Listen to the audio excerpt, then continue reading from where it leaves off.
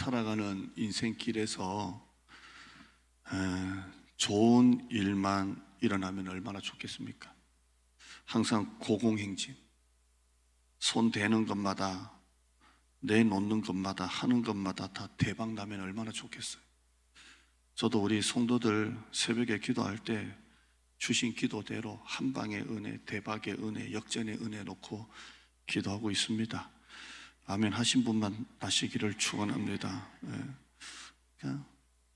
진짜 우리 성도들이 잘 됐으면 좋겠어요. 대박의 은혜, 한 방의 은혜, 역전의 은혜가 있었으면 좋겠어요. 저는 절대라는 말은 잘 안 쓰는데 항상 하는 것마다 잘 되는 일은 없습니다. 현실은 그렇지가 않습니다. 전혀 예상하지 못한 때에, 생각하지 않았던 때에 어려움들이 터집니다. 문제가 갑자기 닥쳐옵니다. 건강을 잃기도 하고, 잘 되던 장사가 갑자기 손님이 끊어지기도 하고, 잘 나가던 회사 사정이 어려워지기도 하고, 부흥의 때가 있으면 꼭 시험의 때가 있어요. 또 시험의 때가 있으면 또 부흥의 때가 있습니다.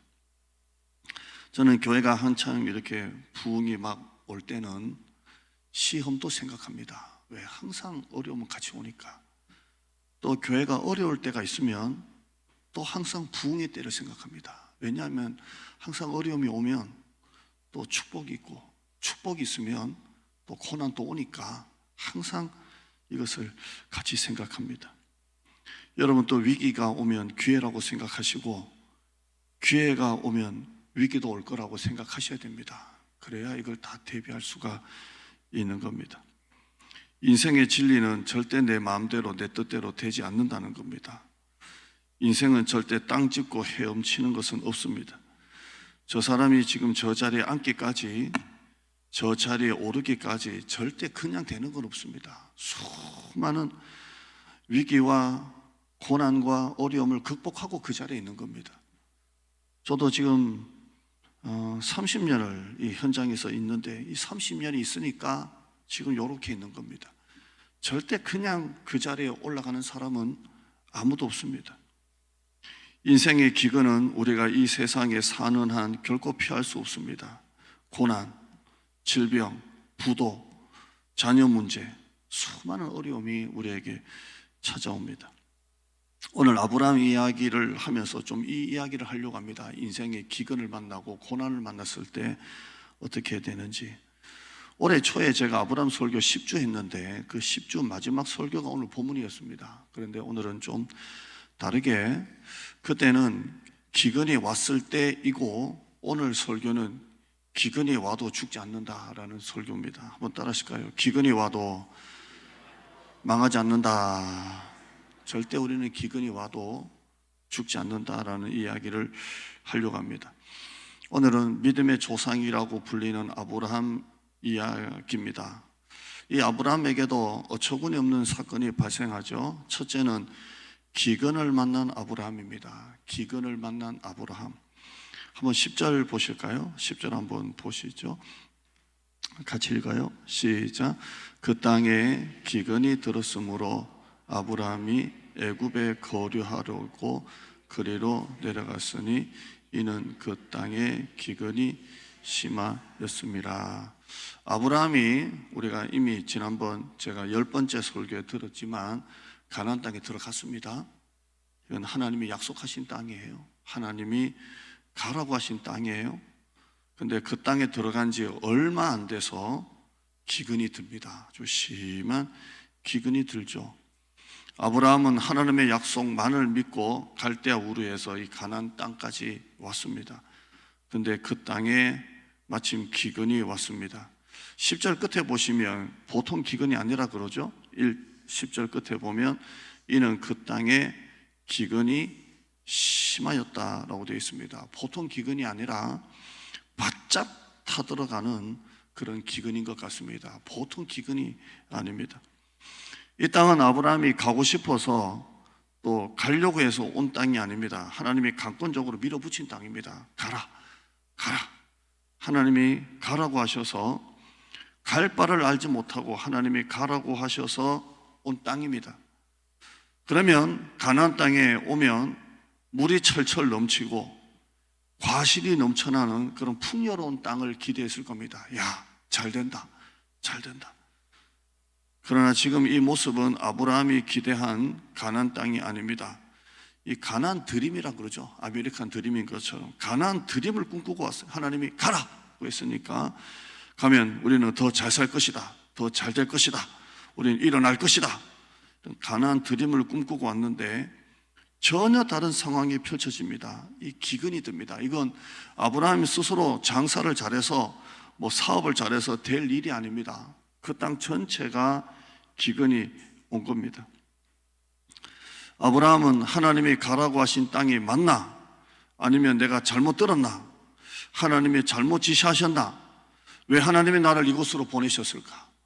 땅이 풍요로워야 되는데 마침 기근이 심하니까 하나님이 가라고 하신 땅이 맞는지, 아니면 내가 땅을 잘못 들었는지, 하나님이 잘못 지시하셨는지, 왜 하나님이 나를 이곳으로 보내셨는지 의문이 생기는 겁니다.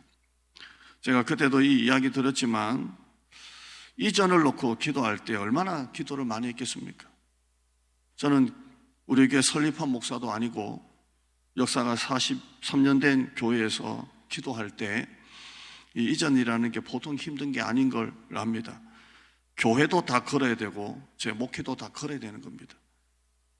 그때 기도할 때 하나님께서 주시는 마음을 따라 기도하는데, 하나님 우리 교회가 이전하는 게 맞습니까? 아닙니까? 놓고 기도하는 거예요. 그러죠. 하나님 우리 교회가 이전하는 게 하나님의 뜻입니까? 아닙니까가 보통 기도가 아니에요. 하나님이 어느 날 나타나셔서 이전하는 게 맞다 하시든지, 아니면 이전하는 게 너는 생각을 잘못했다 하시든지, 이전이 맞나 안 맞나 놓고 기도가 끝나고 난 다음에는 그 다음에 또 무슨 기도를 해야 돼요? 이 땅이 맞나 안 맞나 놓고 기도하는 거예요. 정말 수많은 땅이 있다면 우리가 어디로 가야 되는지, 이 땅이 맞나 안 맞나 놓고 기도하는 겁니다. 지금 여기 왔으니까 아무것도 아니지 보통 문제가 아니었어요. 43년 된 교회, 개척한 목사도 아닌 한참 후임 목사가 이 일을 놓고 기도할 때 이전이 맞나 안 맞나, 모세가 이스라엘 백성을 애굽에서 끌고 나와서 가나안 땅에 들어가는 것처럼 정말 이게 내 목회를 다 걸고 교회 정말 모든 것을 다 걸고 가는 건데, 그러나 우리가 이전한 지 지금 이사한 지 1년이 지났습니다. 1년이 지나고 난 다음에 너무 좋은 분들이 하나님의 방법대로 우리 교회 와서 지금 신앙생활을 하고 있습니다. 건빵 전도로 오신 가정, 또 교회 예배 드리러 몇 번 왔다가 등록한 가정들 다 우리 교회 와서 이렇게 예배를 잘 드립니다. 기존에 우리 같이 왔던 성도님들이 그런 말씀을 자주 합니다. 이전 안 했으면 어떻게 될 뻔했냐고 그런 얘기를 합니다. 정말 이전에서 좋은 결과가 1년 안에 있으니까 너무 감사하고요. 그러나 반대 상황이 되면 어떨 뻔했습니까? 반대 상황이 되면 비판이 이어지고, 교회라는 것이, 세상이라는 것이 잘 될 때는 잘한다는 말 한마디 없다가 조금만 안 되고 결과가 안 좋으면 온갖 비판과 어려움을 많이 겪습니다. 우리가 지금 이전을 해서 이런 좋은 결과가 왔지만 아브라함은 정반대입니다. 멀쩡하게 갈대 우르에서 살다가 하나님이 가나안 땅까지 가라고 하셔서 떠밀려 가지고 갈대 우르에서 하란을 넘어 천리말리 가나안 땅에 도착했는데 기근을 만났습니다. 자, 결국 이때 아브라함은 무엇을 선택을 합니까? 두 번째 우리가 볼 내용은 거짓말하는 아브라함입니다. 거짓말하는 아브라함. 우리 한번 10절 한번 보실까요? 10절 한번 다시 읽어보죠. 시작. 그 땅에 기근이 들었으므로 아브라함이 그리로 내려갔으니 이는 그 땅에 기근이 심하였습니다. 아브라함이 가만히 생각하니까 여기서는 못 살겠는 거예요. 너무 기근이 심하고 경제 상황이 안 좋고 불황이 오고 도저히 안 되겠는 거예요. 이러다가 우리 식구들 다 굶어 죽겠다. 그래서 아브라함이 뭘 선택합니까? 애굽을 선택합니다. 애굽에 내려가자. 애굽. 애굽은 나일강이 있으니까 이 나일강에서 그 엄청난 수원지잖아요. 그러니까 아무리 가물어도 이 애굽 땅 이 나일강에서 나오는 이 수많은 물 때문에 가뭄이 없어요. 그러니까 아브라함이 선택을 한 것이 도저히 여기 있다가는 굶어 죽겠다. 애굽으로 내려가자. 애굽으로 내려가자. 여기 10절 말씀 보면 아브라함이 애굽에 거류하려고 그리로 내려갔으니 이렇게 되어 있어요. 내려갔다 이 말은 위치를 말하는 게 아니에요. 서울에서 부산으로 내려갔다, 올라갔다 이 말이 아니라 내려갔다는 이 말의 의미는 하나님이 원하시지 않는 곳으로 갔다는 것을 말합니다. 내려갔다라는 것을 말합니다. 하나님의 뜻과는 다른 길로 갔다는 것입니다. 내려갔다. 그리로 내려갔으니 하나님이 원하시는 방향이 아니라는 겁니다. 하나님이 원하시지 않는 곳으로 갔다는 것을 의미합니다. 아브라함의 문제는 기근을 만난 것이 아닙니다. 하나님의 뜻과는 다른 길로 갔다는 게 아브라함의 문제입니다. 세상으로 갔다는 겁니다. 여러분, 어떤 기근이나 고난이나 시련이 와도 하나님을 딱 붙들고 여러분의 자리를 지키시길 바랍니다. 그러면 이것은 내 문제가 아니라 하나님 일하심이 되는 거예요. 근데 그 문제를 끌어안고 내가 인간적으로 그 문제를 해결하려고 하면 문제만 더 키워요. 문제만 더 키웁니다. 내가 그 문제를 끌어안고 내가 인간적으로 그 문제를 해결하면 해결할수록 그 문제가 더 큰 문제가 되는 겁니다. 여러분의 삶에 어떤 기근이 오고 고난이 와도 시련이 닥쳐와도 하나님만 의지하고 말씀만 붙들고 있으면 그건 내 문제가 아니라 하나님 문제가 되는 것입니다. 그 문제를 내 손으로 하려고 하면 더 큰 문제가 되는 것입니다. 기도하지 않고 내가 하려고 하면 문제만 더 키우는 것입니다. 일단 아브라함은 기근을 피하기 위하여 애굽으로 내려갑니다. 그런데 또 고민이 하나 생겼습니다. 자기 부인이 너무 예쁜 거예요.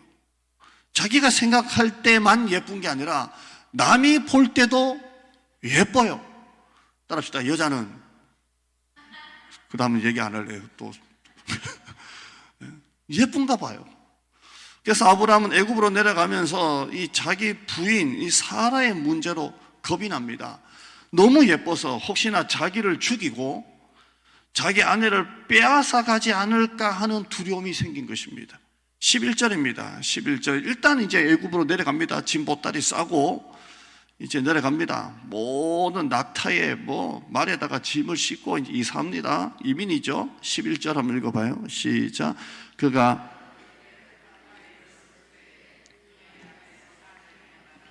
내가 알기에 그대는 아리따운 여인이라. 그가 애굽에 가까이 왔는데 그때 고민이 확 생깁니다. 그의 아내 사라에게 말하되 내가 알기에 그대는 아리따운 여인이라 이렇게 합니다. 오늘 밤에 남자분들 여자한테 이 한마디 아리따운 여인이라 12절에요. 시작. 애굽 사람이 그대를 볼 때에 이르기를 이는 그의 아내라 하여 나는 죽이고 그대는 살리리니. 이게 겁이 나는 거예요. 당신을 너무 예쁘니까 차지하기 위해서 나를 죽이고 당신을 빼앗아 갈까 봐 내가 겁이 나오 이렇게 했겠죠. 겁이 나오 이렇게 했겠죠. 근데 가만히 아브라함의 말을 한번 여러분이 11절 12절 가만히 보면 아내를 뺏기는 게 겁이 나는 게 아니고 자기가 죽을까 봐 겁이 나는 그런 말투입니다. 그래서 그냥 뺏기는 게 아니라 나를 죽이고 당신을 빼앗아 가기 때문에 나는 죽고 12절 끝에 뭐라고요? 그대는 살리리니. 이렇게 아내를 뺏기는 게 겁나는 게 아니라 자기를 죽이고 빼앗아 갈까 봐 겁이 난 겁니다. 제가 이렇게 보다 보니까 딱 유튜브 키는데 그 쇼츠가 하나 있더만요. 동남아 같은데 그 남자하고 여자가 길을 가는데 오토바이 강도가 푹 와가지고 오토바이에서 내려가지고 총을 들고 지갑 내놓으라고 막 그러는 거 보셨어요? 여러분은 성경만 보시길 바랍니다. 이렇게 하니까 남자가 같이 걸어가던 남자가 놀래가지고 여자 놔두고 막 도망가더만요. 그러니까 지갑을 빼앗은 오토바이 강도들이 너무 황당하니까 지갑을 돌려주고 그냥 가는 게 있더라고요. 이 아브라함은 아내가 뺏기는 것보다 자기 목숨에 더 많은 비중을 두는 것 같습니다. 참 소심형이고요.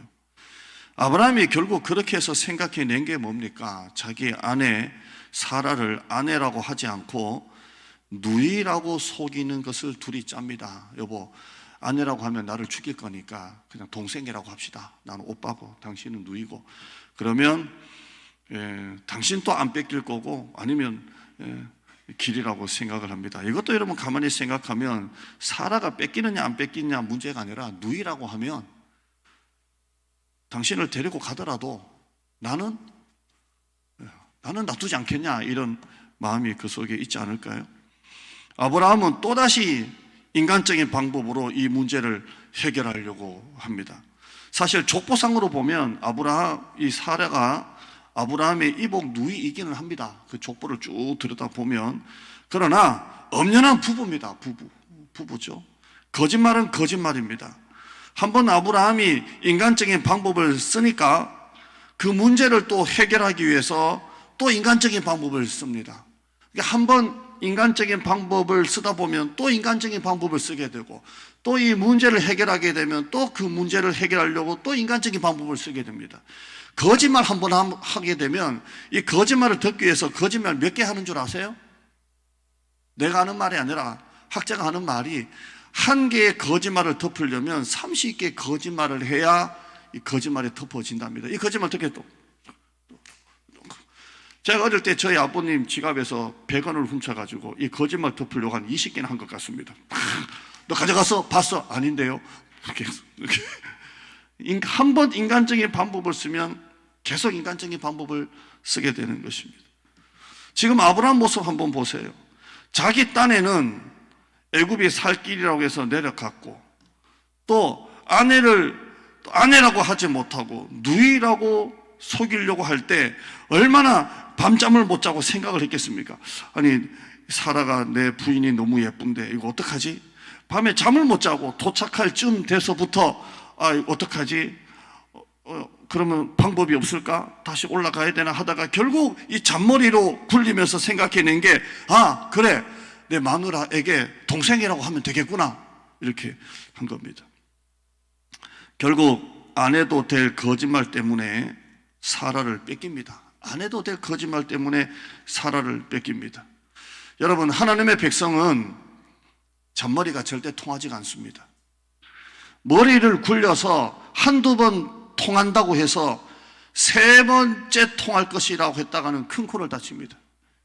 인생의 기근을 만났을 때 그 기근을 해결하기 위해서 잔머리를 굴려보기도 하지만 결국 잔머리는 더 큰 문제만 키우게 됩니다. 하나님은 잔머리 굴리는 사람을 잘되게 하시지 않습니다. 왜냐하면 그런 잔머리 굴리는 사람들이 잘 된다면 결국 인간은 하나님을 의지하지 않고 계속 잔머리만 굴리면서 살 거 아닙니까? 하나님의 백성은 잔머리가 돌아가는 것이 아니라 믿음이 잘 돌아가야 돼요. 믿음이. 하나님께 집중하고 정말 하나님 바라기가 되면 하나님이 책임져 주시는 거예요. 그런데 아브라함은 먹고 살기 힘드니까 애굽행을 선택했고, 한번 인간적인 선택을 하니까 또 사라를 뺏길까 봐 또 잔머리를 굴립니다. 문제가 되는 것입니다. 정말 바로는 사라와 결혼까지 생각했던 것 같습니다. 정말 예뻤던 것 같습니다. 자, 이제 와서 아브라함이 바로 왕에게 가서 내 아내입니다, 사실 내가 거짓말했습니다 라고 말할 수도 없고, 이럴 수도 없고 저럴 수도 없고 물을 수도 없는 입장이 되어버렸습니다. 자기가 진짜 사실을 얘기하면 바로의 노여움을 싸서 진짜 죽을 수도 있습니다. 이때 세 번째, 개입하시는 하나님이 나타나십니다. 너무나 불행 중에 다행인 것은 아브라함이 이렇게 모든 것을 다 망쳐 놓았는데 하나님이 직접 그 사건에 개입하십니다. 우리 같으면 그냥 확 지어받고 그냥 내팽개쳐 버리고 싶었을 텐데 하나님은 아브라함을 포기하지 않으십니다.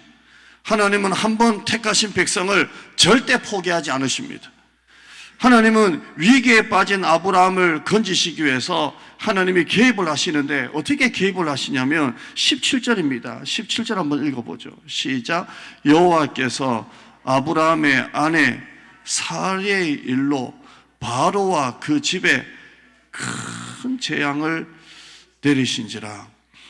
성경에는 무슨 재앙인지는 모릅니다. 그러나 전염병인지 아니면 뭔지는 모르겠지만 하나님이 바로와 그 집안에 온 큰 재앙을 하나님이 내리십니다. 그리고 하나님이 말씀하시죠. 바로 왕은 이 사실을 알고 기겁을 합니다. 그리고 아브라함을 불러들여서 야, 처음부터 사실을 말했으면 내가 이러지 않았을 텐데 네가 나한테 이렇게 했기 때문에 내가 이렇게 한 거 아니냐? 야, 어떻게 나한테 이럴 수가 있냐? 라고 합니다. 바로는 아브라함이 두려운 게 아니라 아브라함 배후에 계신 하나님이 두려웠던 것입니다. 여러분, 세상 사람이 여러분을 두려워하는 것이 아니라 여러분과 함께 하신 하나님을 볼 수 있는 사람이 되어야 합니다. 요셉은 요셉 배후에 일하시는 하나님이 있었습니다. 이 바로는 아브라함이 두려운 게 아니라 아브라함 배후에 계시는 하나님을 보았습니다. 여러분과 함께 하신 하나님을 볼 수 있기를 바랍니다. 저 사람은 아무것도 아니에요. 인격도, 실력도, 학벌도. 그러나 내 뒤에 역사하시는 하나님을 볼 수 있는 사람이 되어야 합니다. 이번에 저희가 고향 가서 가정예배를 드리는데 저희 어머니 보고 기도 좀 해주세요 하니까 저희 어머니가 기도를 하는데 제가 왜 그전에는 몰랐을까? 기도를 가만히 들으면서 깨달은 게 있습니다. 아, 우리 엄마 기도는 믿음의 기도구나. 믿음의 기도구나. 항상 저를 놓고 기도할 때 우리 아들 조영기 목사님처럼 되게 해주세요. 김삼원 목사님처럼 되게 해주세요. 조영기 목사님 70만, 김삼원 목사님 30. 우리 애들 놓고 기도할 때 하나님 우리 강건이 목사가 되어서 세계적인 목사가 되게 해주세요. 하나님 우리 둘째 나중에 돈을 벌어서 우리나라에서 제일 가는 사업가가 되게 해주세요. 그래서 예배 끝나고 난 다음에 우리나라에서 제일 가는 사업가는 삼성인데 이걸 능가하는 뭐 이렇게 하는데요. 우리 엄마의 기도가 믿음의 기도구나. 믿음의 기도구나. 우리 아버지가 참 젊었을 때 그렇게 속상하게 하고 정말 그랬을 때 그냥 자식 하나 바라보고 또 하나님 하나 바라보고 내가 가정을 포기하면 우리 이 애들 그래서 하나님 붙들고 자식 붙들고 가정을 일으켰어요. 그래서 저희 누님도 저희 두 명 있는데 잘 살고 저도 잘 살고요. 우리 엄마 아무것도 아니에요. 그냥 한 여자예요. 늙은이 이제 80세 때 암투병 2번 한 이제는 눈도 잘 안 보이고 귀도 잘 안 들리는 그냥 할머니세요. 근데 저희 엄마를 보면 엄마 인생에 함께한 하나님이 눈에 보여요. 하나님이 눈에 보이는 거예요. 여러분, 사람들이 여러분을 볼 때 여러분을 보는 게 아니라 여러분 배후에 계시는 하나님을 볼 수 있는 사람이 돼야 돼요. 야, 저 사람은 하나님이 함께 하시는구나. 쟤는 하나님이 함께 하시는 사람인 것 같구나라는 그런 사람이 되어야 됩니다. 여기서 우리는 이런 가정을 한번 해봅시다. 이 내용은 이제 여기까지 마치고요.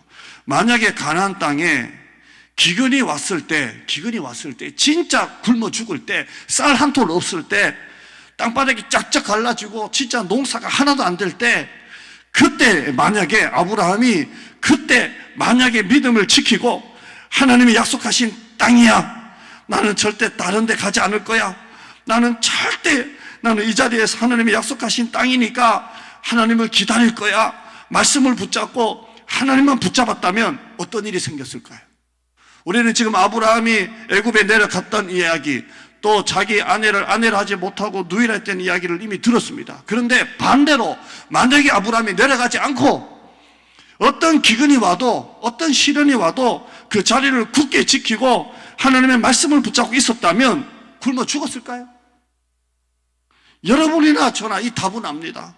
정말 아브라함이 가나안 땅에 그 극심한 기근이 왔다고 해서 같이 굶어 죽었을까요? 앞집 뒷집 다니면서 쌀을 빌리러 이리저리 쌀 좀 주세요 다녔을까요? 하나님은 팔짱만 끼고 믿음을 지키고 있는 아브라함을 그냥 가만히 내버려 뒀을까요? 우리는 아무리 생각해도 그렇지 않다라고 확신합니다.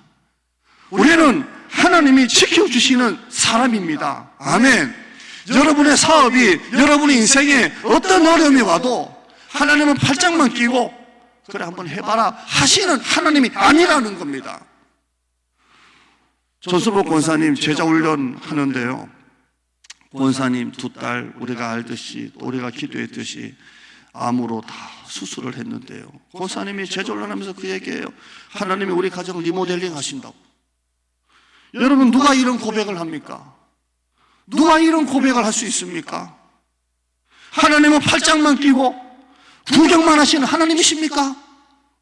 아브라함이 만약에 정말 그 기근 가운데도 믿음을 지켰다면, 그 자리를 굳게 지켰다면 굶어 죽었을까요?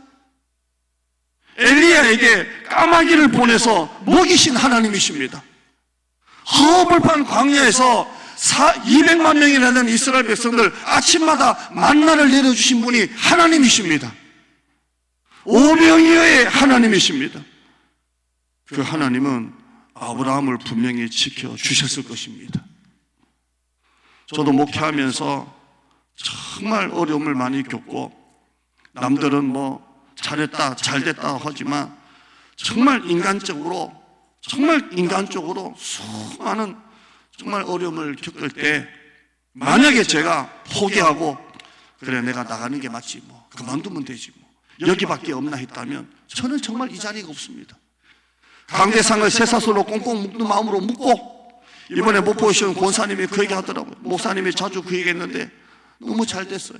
강대상을 꽁꽁 묶고 7주 금식하고 7주 철회하고 이 고난이 지나가기까지, 이 모든 오해가 다 풀릴 때까지 울고 불고, 하루에 이 사각 티슈 한 통씩 비우면서 펑펑 울고, 하루, 이틀, 3일, 4일, 2주 지나니까 그 장로님이 같이 기도의 자리에 앉아 계시고, 성도들이 이 자리에 앉아 있고, 실주가 지나니까 마지막 목사님 금식이라고 웬만한 성도 다 앉아서 그렇게 끝났어요.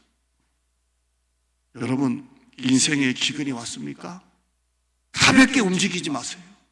잔머리 굴리지 마세요. 자리를 지켜요.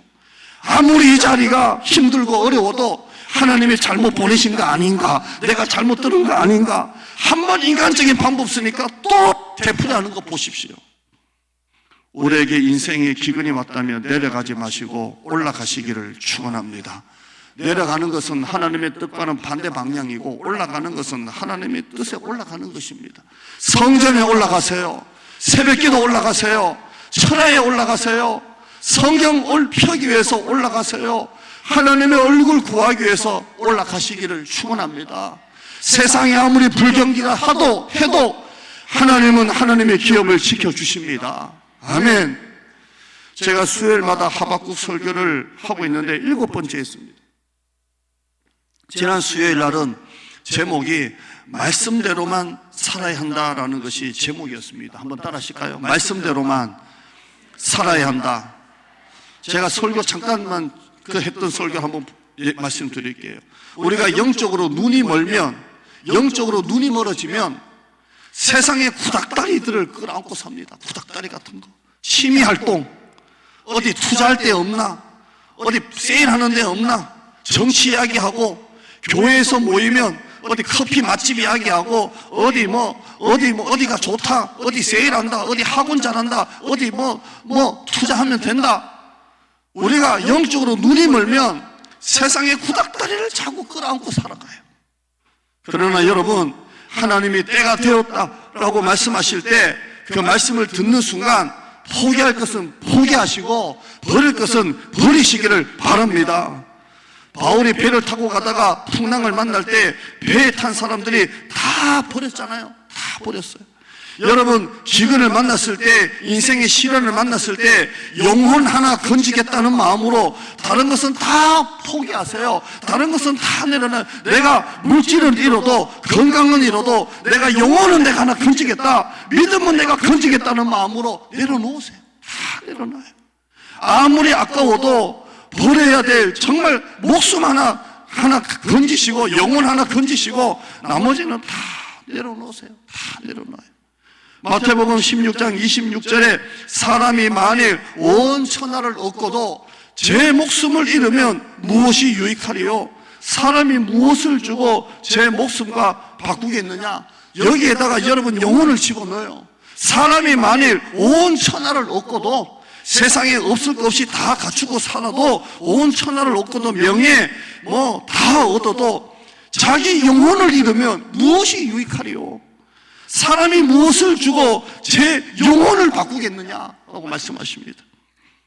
여러분 전부 붙잡으려고 하면 안 됩니다. 한 개만 붙잡아야 돼요. 한 개만. 우리 교회가 여기 와서 해야 될 사역들이 너무 많습니다. 새가족도 새로 시스템 만들어야 되고, 또 셀도 새로 세팅해야 되고, 가정교회 새로 세팅해야 되고, 또 금요 기도회, 또 성가대 다 새롭게 세팅을 해야 됩니다. 그러나 이 여러 가지 중에 가장 중요한 것은 예배입니다. 예배. 여러분이 하나님 앞에 드려야 될 예배를 포기하시면 안 됩니다. 다른 것은 다 갖춰줘도 예배가 무너지면 다 무너지는 것입니다. 전부 붙잡으려고 하지 마시고 우선순위를 정해 놓으시고 뒤에 있는 것은 다 내버리세요. 다 내버려요. 눈 딱 감고 과감하게 포기하세요. 예배와 기도를 우선순위에서 뒤로 밀리게 하는 것이 있다면 다 내려놓으세요. 내려놓아요. 수요 예배 시간에 여러분을 만약에 다른 데 있게 하는 것이 뭔가 있다면 내려놓아요. 내려놓으라고요. 여러분이 내년에 금요 기도회 만약에 한다고 할 때 금요 기도회 시간에 만약에 그 시간에 다른 데 있게 할 만한 뭔가 있다면 내려놓으라고요. 그게 여러분이 살 길이에요. 영혼 하나 건져야 되잖아요. 영혼 하나. 예배와 기도를 우선순위에서 뒤로 밀리게 하는 것은 내려놓으십시오. 10년 만에 하나 포기하고 또 10년 만에 또 하나 포기하고 그러면 안 돼요. 한순간에 다 내려놔요. 한순간에 다 내려놔요. 제가 미리 양해도 안 가고 좀 얘기 좀 할게요. 다른 교회 성도 이야기도 아니고 우리 교회 성도 이야기니까. 오늘 점심은 우리 박상수 집사님 가정에서 음식 장만을 했습니다. 왜 나를 쳐다봐요? 했다니까. 국도 얼마나 맛있게 끓이고 김치도 집사님이 담으시고 남자 집사님이 코다리 찜도 오늘 해놓으셨어요. 그리고 권사님이 계란말이도 오늘 하시더라고요. 어제 우리 집사님 가정에서 했다 그러니까 박 집사님이 목사님 가정이 아니고 내가 했다 내가 했다고 그러시더라고요. 목사님 내가 했습니다. 어제 미리 점심을 먹었는데 얼마나 맛있는지 세상 맛집보다 더 맛있게 하셨어요. 그래서 오늘 우리 집사님 가정에서 국도, 김치도, 코다리찜도, 계란말이도 이렇게 하셨는데요. 우리 교회 올해 1호 등록 가정입니다. 1호 등록 가정입니다. 우리 교회 와서 우리 두 아들 다 등록하고 우리 달곰이 반려견까지 등록한 줄 믿습니다. 그래서 다 등록했습니다. 다 등록했고요. 우리 집사님 가정 기도 제목이 3대 신앙 가정 놓고 기도해요. 우리 애들이 가정을 이뤄서 그럼 바로 3대가 돼요. 전도할 가정을 놓고 기도하고 계시고요. 지금까지 우리 박 집사님이 새벽기도 10번 미만 신앙생활도 다니셨는 활동하는데 우리 교회에서 매일 새벽기도 하고 계시고 성경도 얼마나 열심히 읽고 계시고 매 주일마다 토요일 오셔서 화장실 1층, 2층 청소 다 하시고 이번에 교회 전체 CCTV 다 하셨고 다 하셨어요. 2년 동안 준비했던 큰 사업 이번에 입찰을 따셨습니다. 따셔서 지난 수요일 날 입찰이 확정이 됐습니다. 그래서 너무 좋아하셨고요. CCTV 화요일 날 우리 교회에 달았는데 오셔가지고 가시다가 저한테 목사님 사실은 이런 일이 있다고 연락 기다리고 있다고 이렇게 하고 가셨어요. 괜히 얘기하고 가셔가지고 그 다음날 내내 그날부터 사모한테 나 이거 들어가지고 이거 큰일 났다 이거 몰라면 기도 안 할 건데 들어가지고 기도해야 된다. 그냥 가셨으면 내가 몰랐을 건데 원래 그날 났어야 되는데 그 연락이 안 오니까 이제 그 다음날 넘어가니까 얼마나 초조합니까? 근데 뭐 세상 일이 100%가 어디 있어요? 100%는 없잖아요. 우리가 보면 결혼식장 안에 뭐 들어가야 된다 이런 얘기 있듯이 아무것도 모르잖아요. 그러니까 얘기는 하고 가셨고 그날 저녁 집에 가서 사모 얘기하고 우리 기도하자. 정말 이 가정 좋은 일 생기도록 기도하자. 정말 이거 따도록 기도하자. 역전 은혜, 한방이 은혜, 대박이로 기도하자. 아침이 되고 점심이 되고 오후가 돼도 연락이 없어요. 사모가 어떻게 됐대? 나도 몰라. 끊어봐. 또 기도했는데 나중에 5시쯤 넘어서 집사님이 목사님 됐다고 이렇게 연락이 왔습니다. CCTV를 800대를 다는 겁니다. 800대. 엄청난 사업을 했는데요. 제가 정말 하늘을 날듯이 하늘 감사합니다. 감사합니다. 감사합니다. 같이 아멘 하기를 축원합니다. 정말 하늘 감사합니다. 제가 우리 교회 기도하면서 하는 우리 교회 문턱을 넘는 모든 사람마다 등록교인이든 아니든 다 복을 받게 해주세요. 우리 교회 문지방 들어오는 모든 성도마다 다 복 받게 해주세요. 다 복 받게 해주세요. 마음껏 기도하고 편안하게 기도하고 한 사람이 있어도 우리 교회는 문 닫지 않고 24시간은 못할지언정 음악 틀어놓고 계속 기도하도록 교육자가 안 보여도 어디는 다 교육자가 구석에 처박혀 있으니까 편안하게 기도하고 오세요. 그냥 하나님 우리 교회 문지방을 넘는 사람마다 다 복 주세요. 복 주세요 했는데요. 너무 감사해요. 지금까지 제가 30년을 현장에 있으면서 전도사, 강도사, 부목사, 담임 목사까지 하면서 성도들 크고 작은 개인적인 섬김을 많이 받았겠죠. 어떤 섬김은 제가 개인적으로 받기가 너무 부담스러운 섬김도 있습니다. 어떤 집사님은 첫 아들 돌랩에 들어온 그 축의금 전부를 가지고 온 가정이 있습니다. 목사님, 큰애가 이제 대학교 들어가는데 이거 다 써주세요. 제가 이걸 농에다가 놓고 하나도 안 쓰고 2달 동안 이 집사님하고 나는 못 받는다. 가져가라. 아니에요. 그런 쪽도 있고요.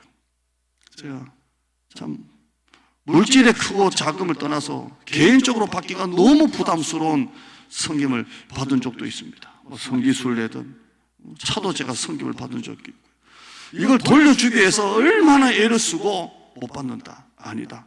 팔아라. 안 간다. 못 갑니다. 안 됩니다. 그런데 하나님이 저의 마음에 진짜 제 마음에 이 얘기를 하려는 게 아니라 너는 왜 그 가정이 복을 받을 기회를 너는 왜 안 주려고 하니? 정말이에요. 너는 왜 그 가정이 성령의 감동으로 하는 그 섬김을 너는 왜 복을 안 주려고 하니? 왜 복 받을 기회를 네가 왜 안 하려고 하니? 사르밧 과부에게 엘리야가 찾아가서 정말 한 끼 먹고 죽으려 했던 밀가루를 달라고 할 때 그 목적은 엘리야가 그거 먹고 얼마나 배가 부르겠어요. 그거 먹어봤자 그냥 숟가락 몇 숟가락이고 떡 해봤자 2덩어리밖에 안 되는 건데 그 가정에 하나님이 복을 주시려고 거기 보내신 거잖아요. 너는 왜 그 가정에 복 받을 기회를 주지 않으려고 하니? 제가 너무 그때 그 말씀 속에 이게 겸손이 아니구나, 축복의 기회구나 그걸 알게 됐어요. 지금 우리 집사님 가정에 화장실 청소를 하는데요, 제가 부목사님한테 목사님 2층은 우리 둘이 하자. 내가 못하면 네가 하고 둘이 하자.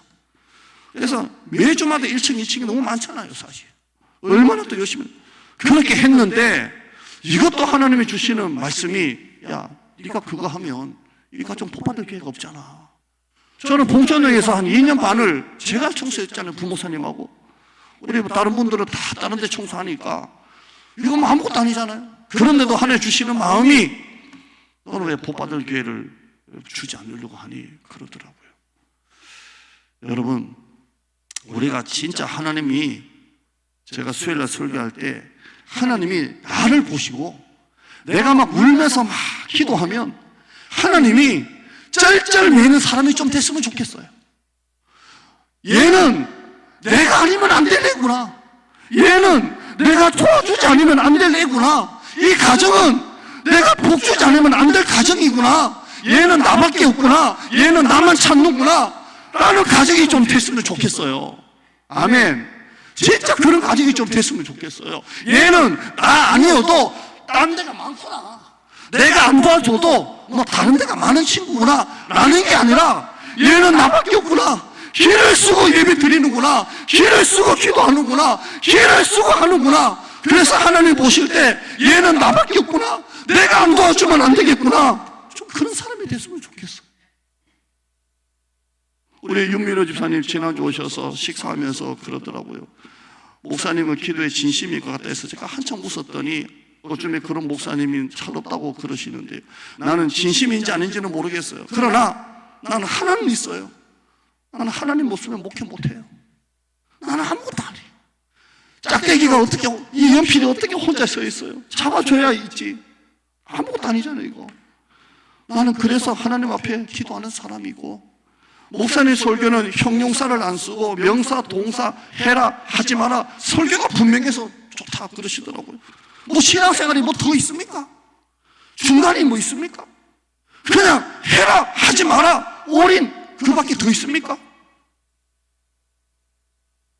저는 성도가 몇 명이 와도 그런 마음이 있어요. 옛날에는 2명 오고, 뭐 성도가 생각보다 적게 오고, 특별 새벽 기도, 뭐 특별 붙여도 사람이 적게 오면 실망이 되더라고요. 그래서, 또 누가 안 온다, 사모가 또 전해줘요. 오늘 누가 안 온대, 누가 안 온대. 그래요. 그러면 또 그 얘기를 또 해가지고, 또 해가지고 힘이 빠지기도 해요. 근데 언제부턴가 그런 마음 하나도 없어요. 2명이 와도, 1명이 와도 필요한 사람이 있다. 이 기도회가 필요한 사람이 있다. 이 설교가 필요한 사람이 있기 때문에 하나님이 주시는 거다라고 생각합니다. 오늘 이 설교도 여러분 중에, 이 말씀 중에, 이 설교 중에 한마디라도, 한 줄이라도, 5분이라도, 1분이라도 필요한 사람이 있으니까 이 설교를 하게 하시는 줄 믿습니다. 환란의 시기가 오고 기근이 닥치고 사업이 부도가 나고 모든 일이 뜻대로 되지 않고 할 때 이것도 가지고 저것도 챙기고 저것도 붙잡고 하지 마세요. 영혼 하나 건질 생각하시고 하나님만 붙잡기를 주님의 이름으로 축원합니다. 하나님의 백성은 하나님의 방법대로 살아야 됩니다. 망하든 말든 나는 말씀대로 구한다. 어디 되는지 안 되는지 한번 보자 라는 마음으로 살면 하나님이 우리의 삶에 예상하지 못했던 놀라운 일들을, 하나님이 기적을 베풀어 주실 줄 믿습니다. 달릴 수 있을 때 달리시고요, 부르짖을 수 있을 때 부르짖으시고요. 이제 우리가 이전에서 이제 1년이 지났습니다. 예배 철저하게 드리시고 주일 성수 철저하게 하시고 여러분이 하나님 앞에 해야 될 것 철저하게 하세요. 다음에도 하면 된다, 내일도 있겠지라는 것이 타성이고 게으름입니다. 잠언 3장 5절 말씀, 너는 마음을 다하여 여호와를 신뢰하고, 읽을까요? 같이 읽어봐요. 시작. 마음에, 아니야, 목사님 다시 한번 앞에 거 다시 한번 봅시다. 1절 금방 보여줬던 거, 요 앞에 거. 시작. 마음의 경영은 사람에게 있어도 그 응답은 하나님께로 나오는 거예요. 아무리 잔머리 굴리고 계획해도 하나님이 응답해 주셔야 돼요. 그 다음에요, 사람이 마음으로 자기의 길을 계획할지라도 우리의 걸음을 인도하시는 분은 하나님이십니다. 그 다음에요, 너는 마음을 다하여 여호와를 신뢰하고 내 명철을 의지하지 말라. 그 다음에요, 너는 범사에 하나님을 인정하라. 그러면 너의 모든 길을 지도하시리라. 오늘 설교 제목, 절대 우리는 기근 때문에 기근 왔다고 망하지 않습니다. 설교 요약, 우리 목장 나눔 도끼에서 봅니다. 설교 요약입니다. 첫째, 기근을 만난 아브라함을 봅니다. 두 번째, 거짓말하는 아브라함을 봅니다. 아브라함의 문제는 극심한 기근을 맞은 것이 아닙니다. 하나님의 뜻과는 다른 길로 갔다는 것입니다. 기도하지 않고 내가 하려고 하면 문제만 더 키웁니다. 하나님의 백성은 머리가 잘 돌아가는 것이 아닙니다. 믿음이 잘 돌아가야 됩니다. 잔머리가 통하지 않습니다. 세 번째, 하나님의 개입하십니다. 영적으로 눈이 멀면 온갖 세상의 구닥다리들을 끌어안고 삽니다. 그게 단순합니다. 하나님이 때가 되었다라고 말씀하실 때 말씀을 듣는 순간 즉시 포기할 것은 포기하시고 버릴 것은 버리셔야 됩니다. 위급한 시기 때는 영혼 하나 건지겠다는 마음으로 다른 것은 다 내려놓아야 됩니다. 아멘. 설교 나눔입니다. 당신에게 있는 구닥다리는 무엇입니까? 예배보다, 교회보다, 여러분이 지켜야 될 믿음의 자리보다 우선인 것은 도대체 무엇입니까? 나누시길 바랍니다. 두 번째, 기근을 만났을 때 하나님의 뜻과 다른 길을 선택하지는 않습니까? 내려가지는 않습니까? 오늘 나누시면서 은혜 받으시고 함께 중보하는 여러분 되기를 바랍니다. 기도합시다. 하나님 감사합니다. 인생의 기근을 만났을 때에 내려가지 말고 가볍게 굴지 말고 입을 함부로, 행동을 함부로 하지 말고 정말 말씀만 붙잡고 이것저것 붙잡으려고 하지도 말고 영혼 하나 건지겠다는 마음으로 하나님만 붙잡고 나가는 우리 성도들 되게 하여 주시옵소서. 예수님의 이름으로 기도드리옵나이다. 아멘.